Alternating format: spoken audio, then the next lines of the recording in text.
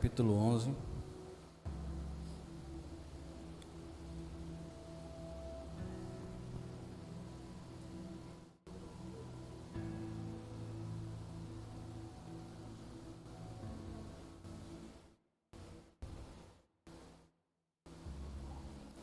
É,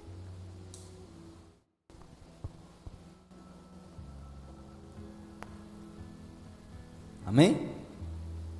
O texto fala assim, ó: lance o seu pão sobre as águas, porque depois de muitos dias você o achará. Reparta com 7 e até mesmo com 8, porque não sabe que mal sobrevirá à terra. Amém? Na versão NTH, que é uma versão para a linguagem de hoje, ela traz mais um significado para lançar o pão. Aqui não está falando de alimento, está falando de investimento. E na versão da NTLH diz assim, ó: empregue o seu dinheiro em bons negócios, e com o tempo você terá lucro. Aplique em vários lugares e em negócios diferentes, porque você não sabe que crise poderá acontecer no mundo.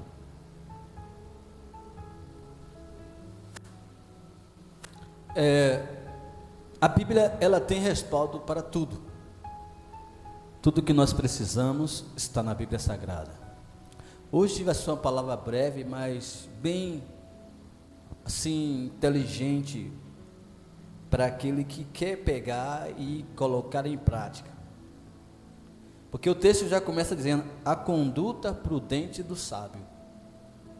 Não adianta ser sábio, tem que ser prudente, tem que ter uma conduta.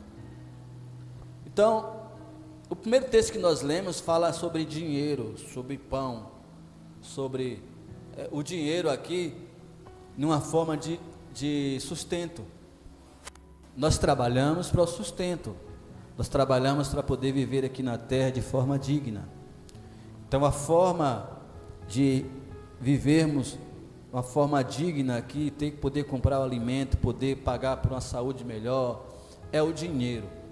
Nessa época que foi escrito, a Bíblia, ela vê na tradução, então tem palavras que não tem tradução para a nossa linguagem, mas ela tem o sentido da palavra.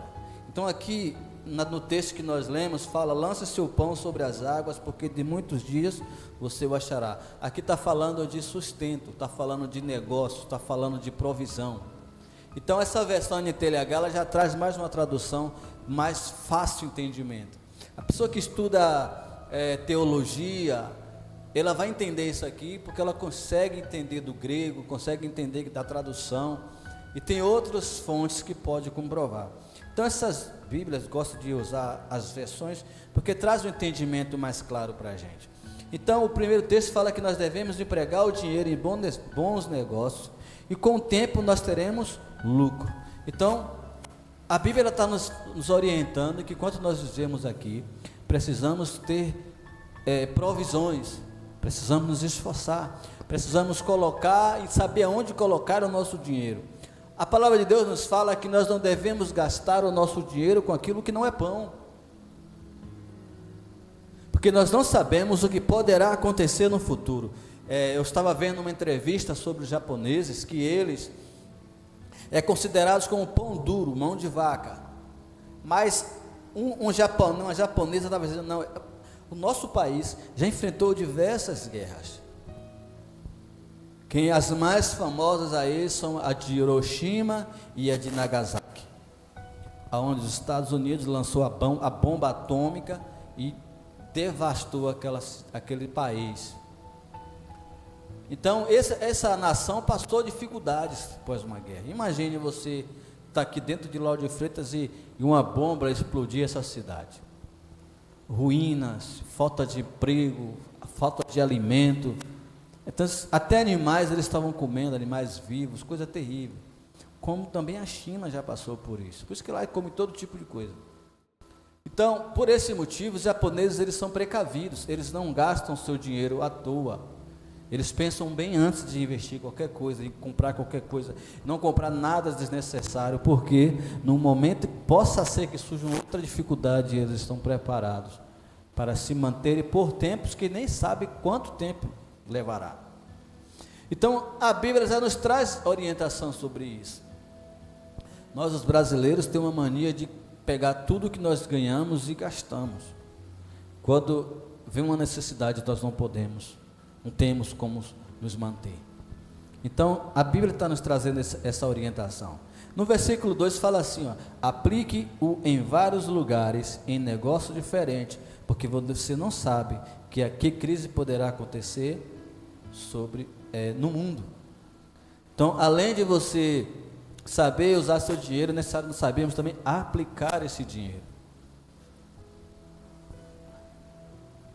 Lá no Êxodo, José, ele comprou muitas coisas para o rei do Egito, para o faraó, e ele colocou algo como a quinta parte, e os judeus aplicam isso até os dias de hoje.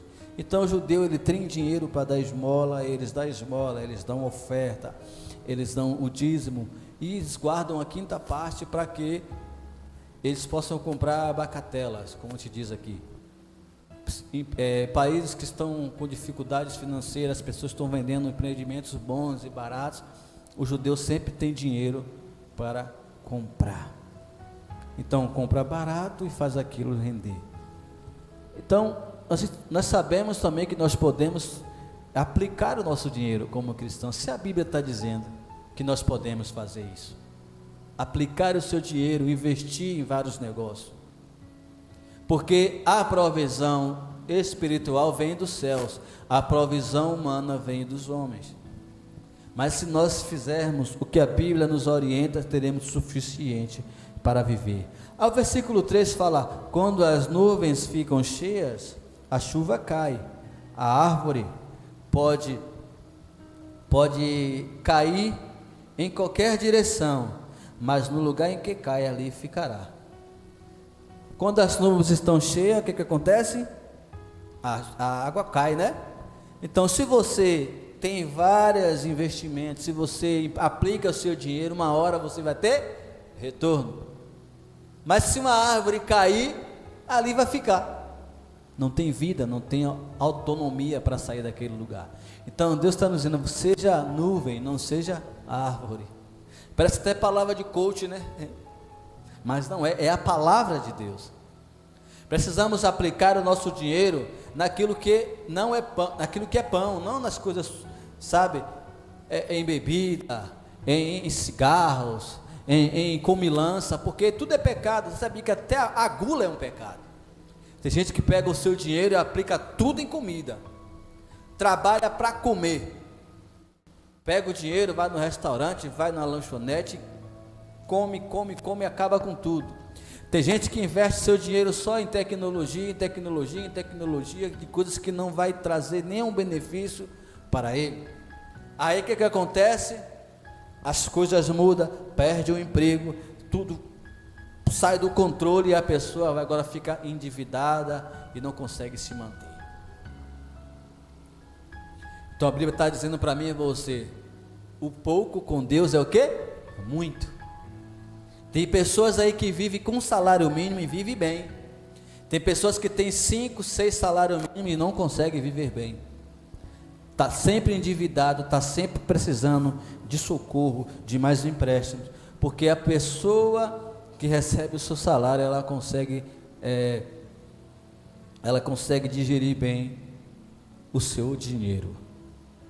E o texto segue dizendo: quem fica esperando que o vento mude e que o tempo fique bom, nunca plantará e nem colherá nada.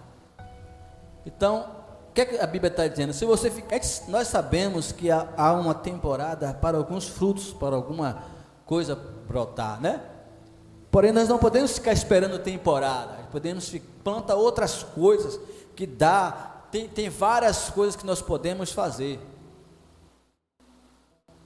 mas não ficar dependendo apenas de uma coisa.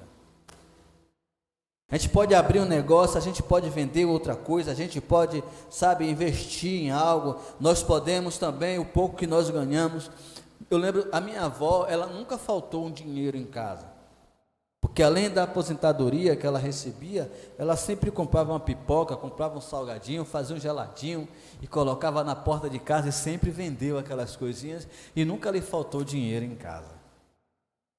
Ou seja, ela não ficava apenas esperando que o dinheiro da aposentadoria. Ela sempre estava tentando fazer com que aquilo crescesse mais.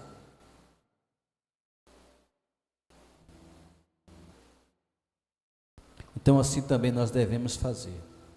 E aí o pregador de Eclesiastes diz o seguinte: Deus faz todas as coisas, e como você não pode entender como começa uma nova vida dentro da barriga de uma mulher, assim também não pode entender as coisas que Deus faz.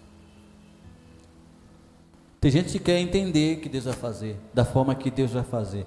Nós não conseguimos compreender coisas que estão diante de nós, que nós vemos acontecer dia após dia. Quantas mulheres grávidas nós já vimos? Várias. Mas apesar que o cientista fala que como é que surge a fecundação, como é que gera um bebê, mas isso é muito raso. Há muitos anos se dizia que o espermatozoide ele saía em direção aos óvulos como loucos, e aí aquela quantidade de espermatozoide, aí um ou dois conseguiam entrar.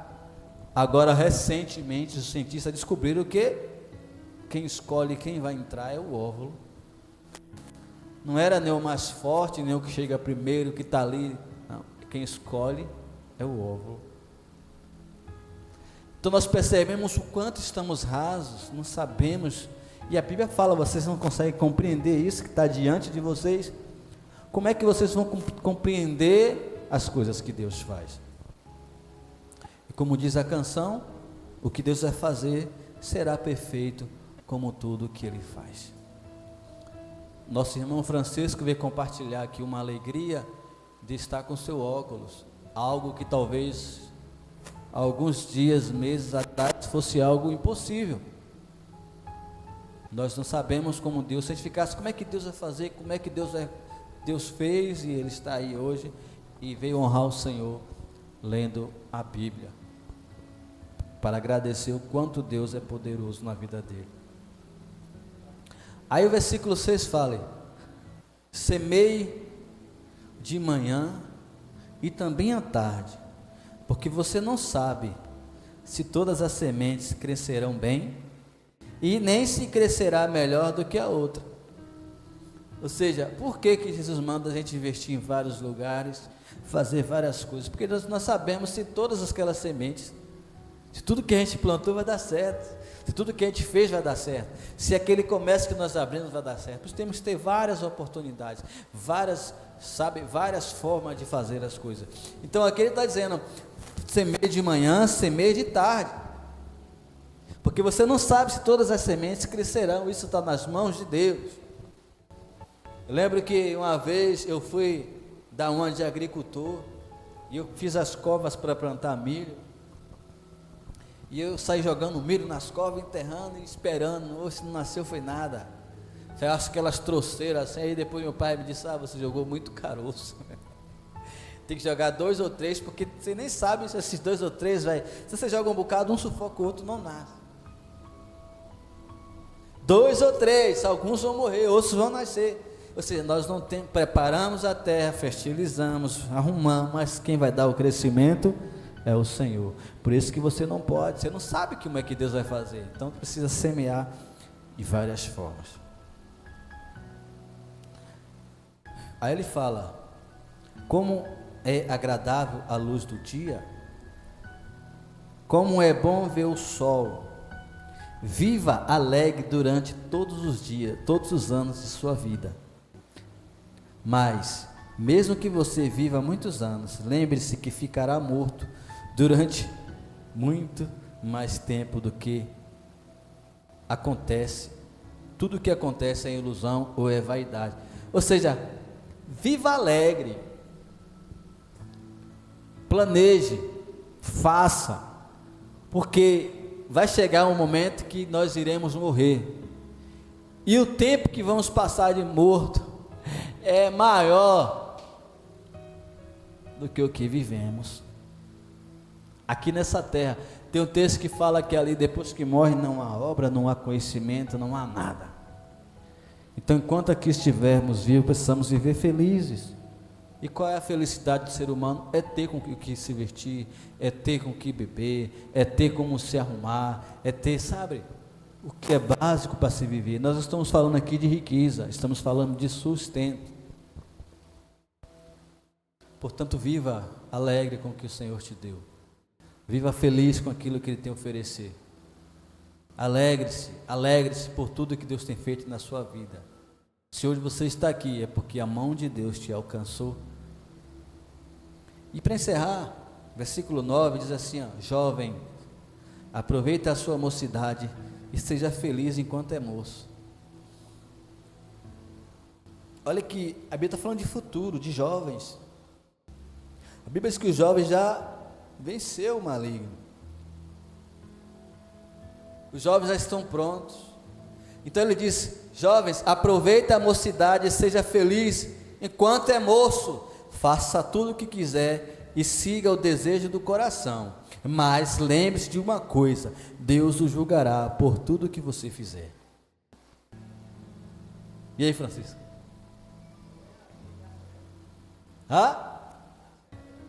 Alegre na sua mocidade, seja feliz o seu coração nos dias da sua juventude, ande pelo caminho do seu coração e conforme tudo o que agrada aos seus olhos, mas saiba que por todas essas coisas Deus trará julgamento.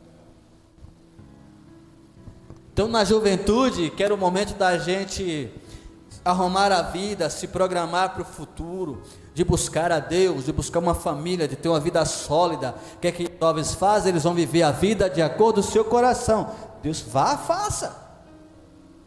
Mas saiba de uma coisa, você será cobrado pelo aquilo que você fez. Então olha a importância de nós sabermos o que fazer na juventude, porque a juventude, os atos da juventude vai refletir no nosso futuro.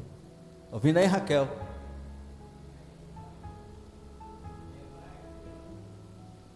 É na juventude que se desenha o futuro. Coisas que eu fiz na juventude que hoje atrapalham o meu futuro. Então o texto está dizendo, jovem, aproveita a sua mocidade, seja feliz enquanto é moço, faça tudo o que quiser e siga o desejo do coração, mas lembre-se de uma coisa, Deus julgará por tudo que você fizer.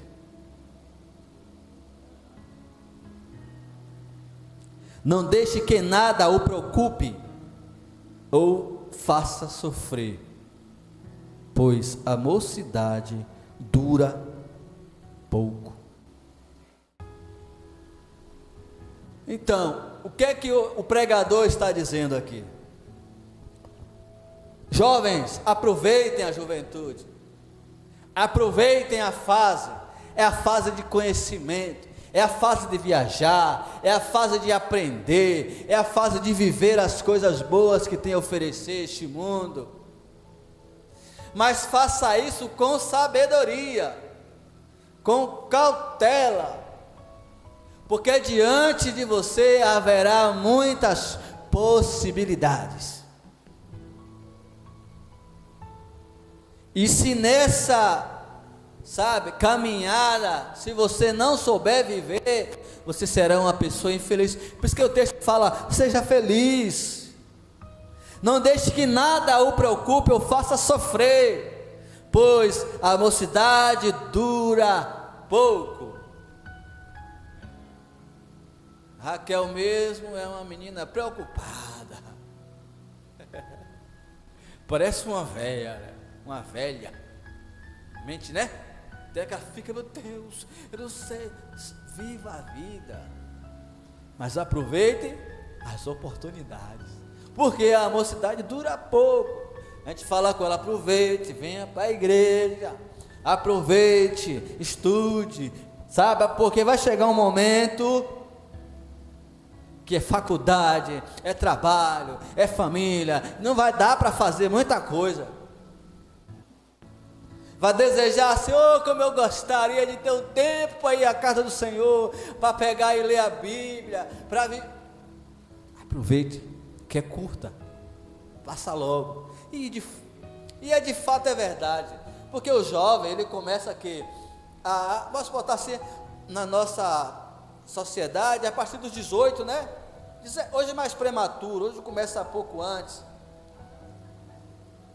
A adolescência começa aos 12, e ali já vai influenciando um pouco o seu futuro. Então vamos lá, de 12 chega aos 21, já começa as coisas a empenar um pouco. Então vamos lá, 12, 13, 14, 15, 16, 17, 5 anos, 18, aí sai da adolescência para jovem, 18, né? 19, 20, 21, 22 já foram-se o quê? 10 anos. Já é adulto, 21 já é adulto.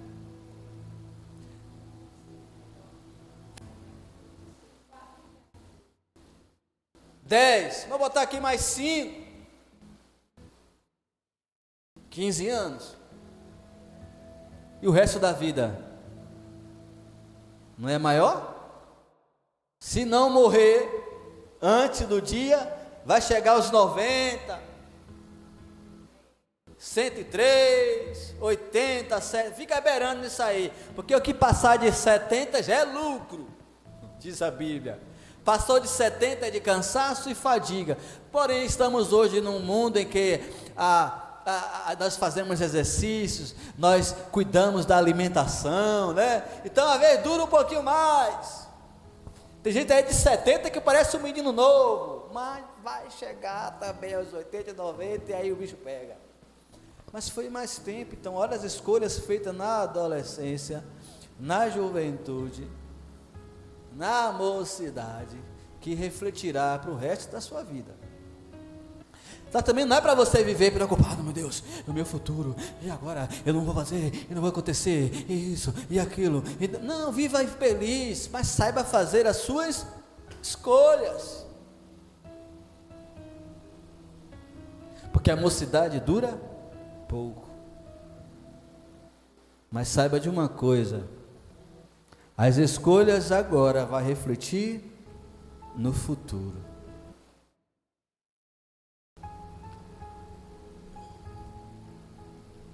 Aí no Eclesiastes 12,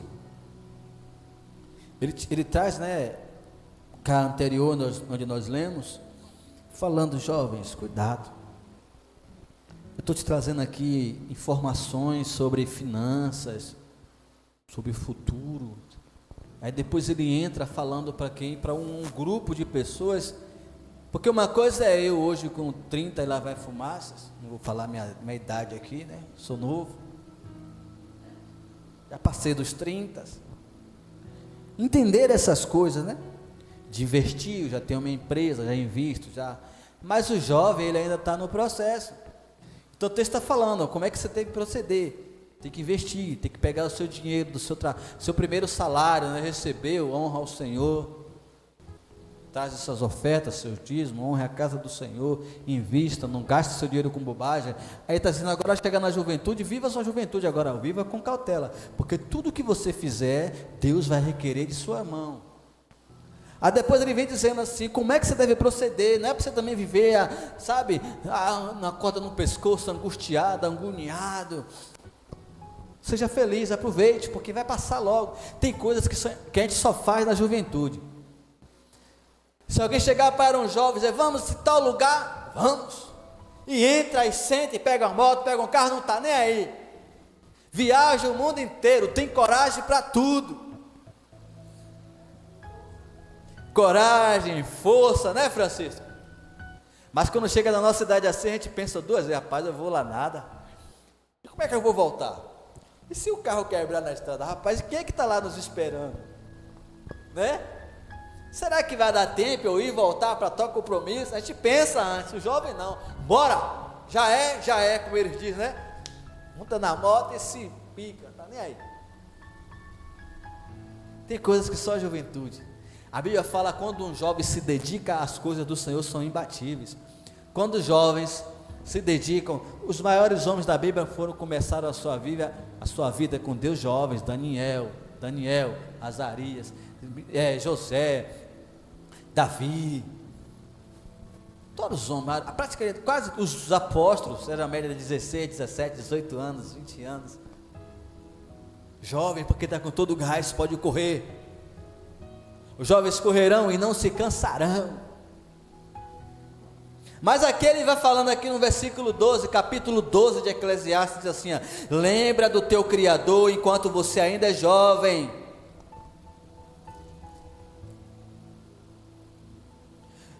Na outra versão, lembra-se do seu Criador nos dias da tua mocidade, antes que venham os dias maus e chegam os anos em que você dirá, não tenho nele prazer.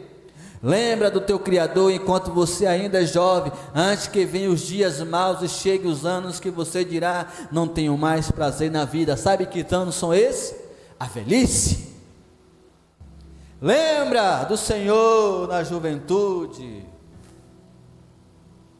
porque a juventude vai passar, vai chegar a vida adulta, você vai constituir família, você vai agora pensar e dizer, meu Deus, por que eu não aproveitei lá?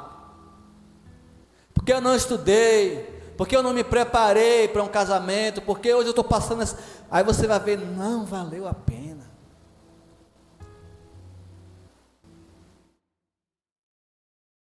Lembre dele antes que chegue o tempo em que você achará que a luz do sol e da lua e das estrelas perdeu o seu brilho, e que as nuvens de chuva nunca vão embora. Lembra, porque vai chegar um momento que a vida vai perder o sentido. É isso que ele está dizendo. A luta vai ser tão grande que você vai achar que essas coisas já não perderam o sentido, perdeu a vontade de viver. A luz do sol, das estrelas, da lua perdeu o brilho, e que as nuvens de chuva nunca vão embora. O dia mal parece que fica e não vai. As nuvens, dia chuvoso é ruim. Um dia até nós enfrentamos 2, 3, 4, 5, 6, né? Então, os seus braços, que sempre defenderam, começarão a tremer, e suas pernas, que agora são fortes, ficarão fracas, e os seus dentes cairão, e sobrarão tão pouco que você não conseguirá mastigar a sua comida. A sua vista ficará tão fraca que você não poderá mais ver as coisas claramente. É jovem, vamos correr, vamos jogar bola, vamos subir em árvore, sobe, desce, brincadeira, cabo de guerra, força, tem vontade de subir no ônibus, desce do ônibus, pega avião, pega metrô, vai ali, vai aqui, está negociando, estuda aqui, estuda ali, olha celular e estuda, e faz tudo ao mesmo tempo, mas vai chegar um momento, vai começar, ó, pegar, isso é velhice, ó. Francisco já, motorista de caminhão, de ônibus, cortava o mundo todo, agora vai precisar de um óculos para ler, porque a vista já se foi, não é não? Eu todo tirado, eu enxergo bem, fui fazer o exame para renovar a habilitação, chego lá que eu coloco o olho, embaçou, vou dar uma focada aqui, foquei isso, a mulher do outro lado dando risada, chegou aos 40, não foi? Aí eu lembrei da minha esposa, que eu fico abusando ela, não consegui enxergar, tá difícil, tá? Ela foi sarcástica com minha cara, tá difícil, né? Ela nem olhou, nem perguntou a minha idade, chegou aos 40, não foi? Eu falei, minha esposa mais uma vez acertou. Na próxima você não escapa de um óculos. Então é que eu fico lá na loja já assim, tá faltando luz aqui, porque eu não estou enxergando direito. Aí ó, é isso que está dizendo aqui, ó. Sobrarão tão pouco que você não conseguirá mastigar, os dentes cai tudo, fica fraco. Aí tem que usar chapa. Mas na juventude te acha, né? Não, sou forte. Abre, cansei de abrir na época que eu bebia cerveja nos dentes. Tá? Hoje se pegar uma banana e ela tiver mais dura, acho que o dente fica lá encaixado na banana. Se morder um osso errado, misericórdia. Dentes fortes, jovem. Meu Deus, é quanta ilusão que os jovens têm.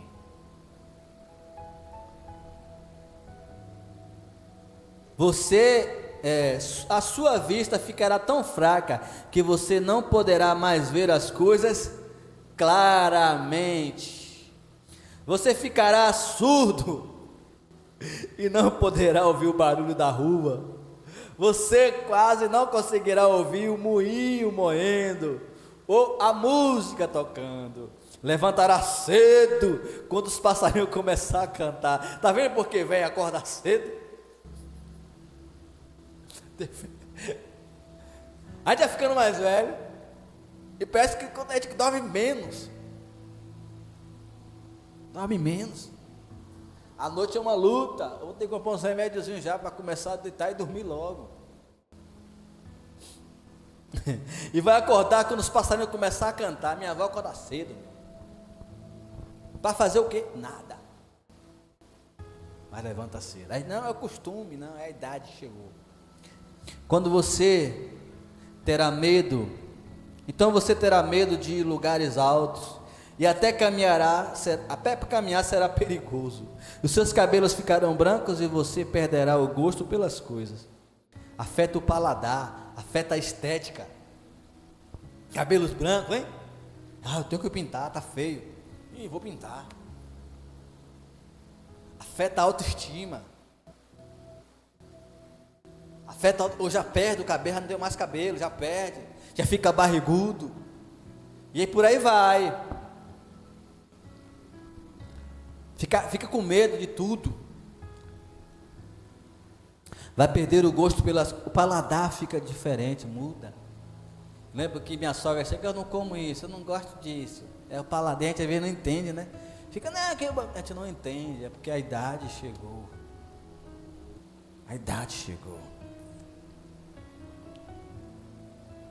Nós estaremos caminhando para o nosso último descanso. E quando isso acontecer, haverá gente chorando por nossa causa nas ruas. Vai caminhar, jovem, lembra do teu Criador no dia da tua mocidade, antes que venham os dias maus, antes que venha a velhice, e você vai olhar e dizer, não tenho nele contentamento. Ele está dizendo, monte a sua estrutura, monte a sua base, fique do meu lado, caminhe comigo, porque quando chegar nessa sua idade que você vai chegar, você vai ser feliz, você vai viver a maioridade, você vai viver a velhice feliz, você vai andar comigo, eu vou cuidar de você, porque você andou comigo. Mas se você fizer escolhas erradas, quando chegar nesses momentos que chegarão para todos, você vai ficar infeliz, porque você vai olhar o que eu fiz da minha vida. Quantas pessoas estão, na juventude, maltrata o pai, maltrata a mãe, não fazem amizades, é a pessoa ruim, aí quando chega nessa idade fica sozinho.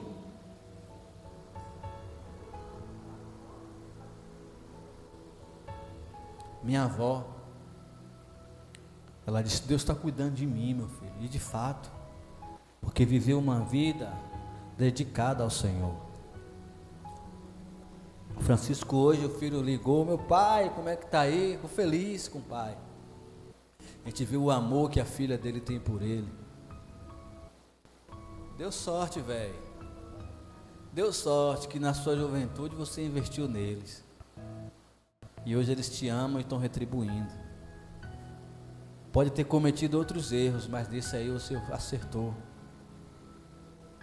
Porque vai chegar os dias agora, já ficar difícil já ler, está difícil caminhar, e todos nós chegaremos. A vida vai se acabar, e ainda diz assim, alguns vão chorar, outros nem vão se importar contigo.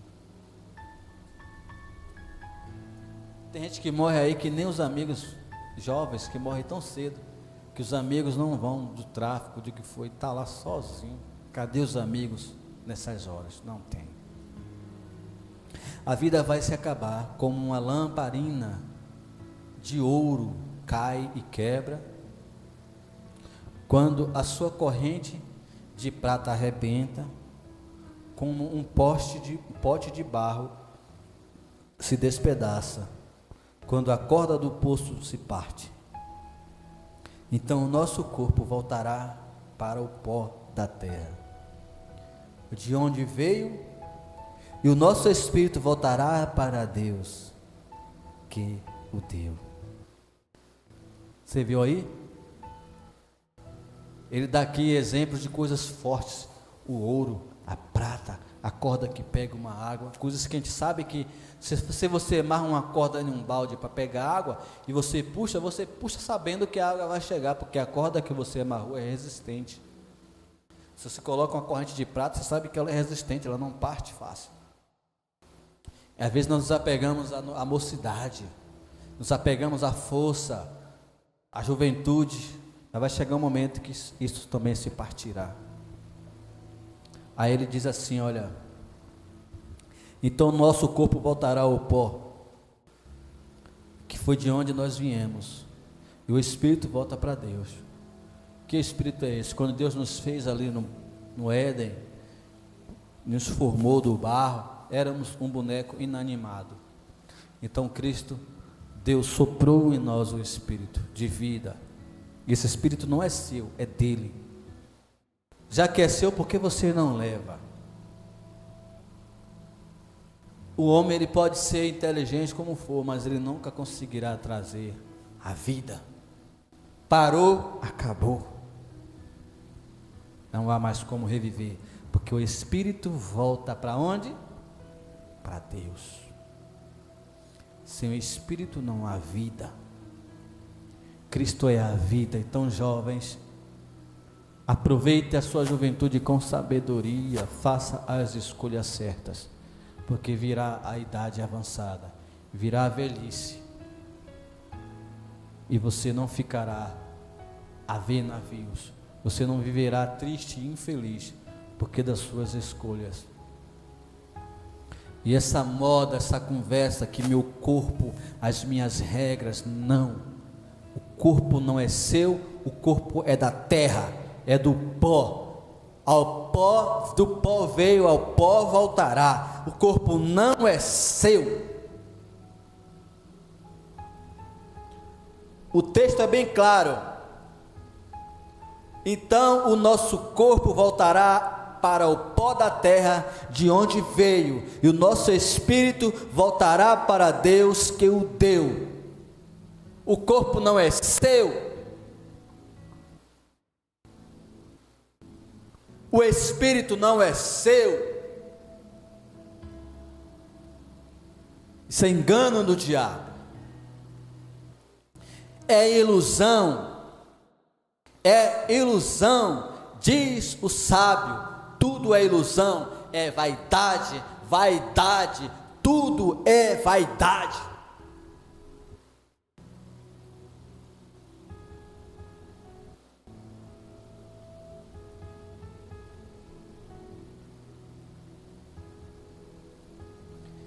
E tem muito mais sobre esse texto, mas já vamos encerrar.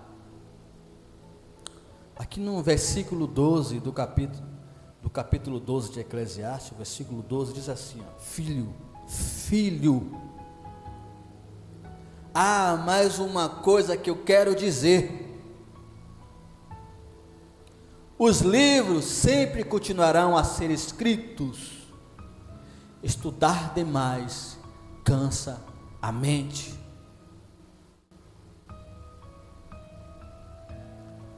Ou seja, na NVI, tome cuidado, meu filho, com qualquer coisa além dessas palavras. Não há limite para a produção de livros. Estudar demais deixa exausto o corpo. Não há limite, sempre haverá livros e livros. A gente fica buscando, não na Bíblia, mas em outros lugares, coisas que vai nos cansar e não vai nos trazer nada de benefício. Por isso que ele fala: cuide, meu filho, com qualquer coisa além dessas palavras. Precisamos focar nessas palavras, porque eu sempre digo, às vezes os jovens se preocupam com as festas. Sempre haverá festa, sempre haverá a melhor banda.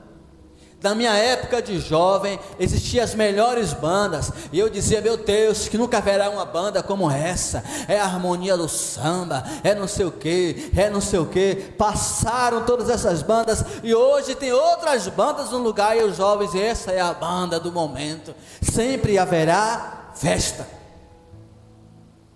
Então, se ocupar a sua vida nessas festas, você perderá a sua vida. Se você ficar focado nesses livros e livros e mais livros, e agora com a internet piorou. Aí foca em livros, não muda nada. Mas quando foca na palavra,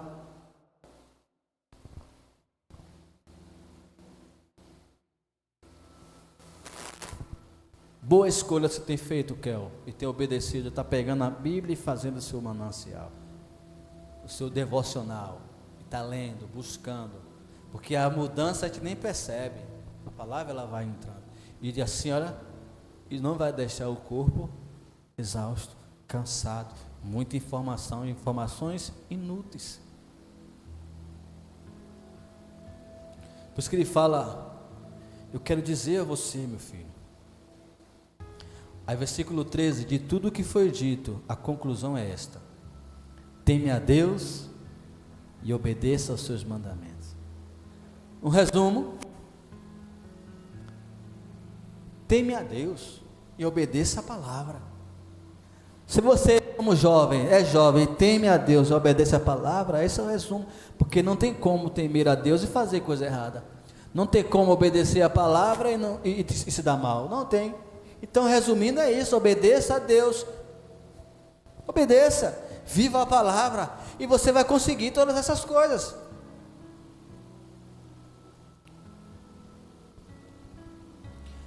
Teme a Deus, obedeça os seus mandamentos, porque foi para isso que fomos criados. Olha só que coisa linda.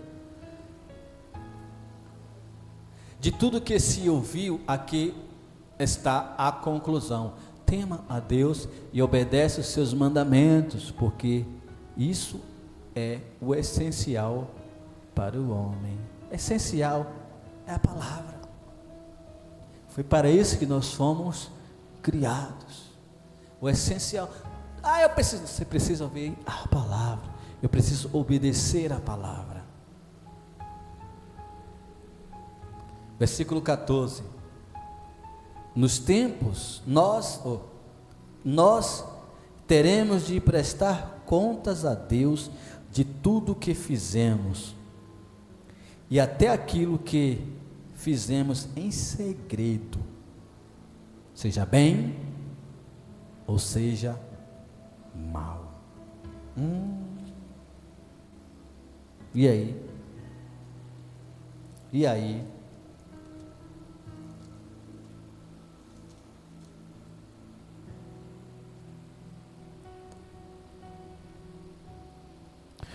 Porque Deus há de trazer juízo sobre todas as obras, até as questões escondidas, quer seja boas, quer seja má.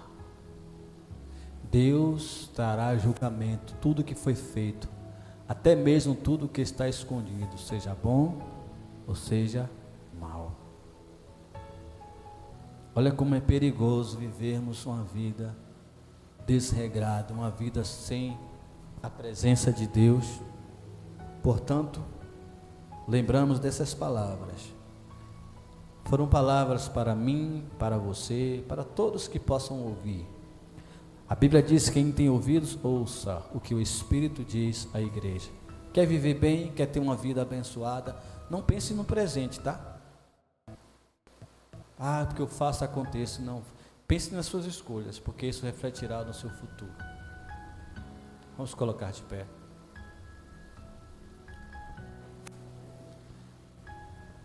Deus, eu te agradeço porque até aqui o Senhor tem nos ajudado.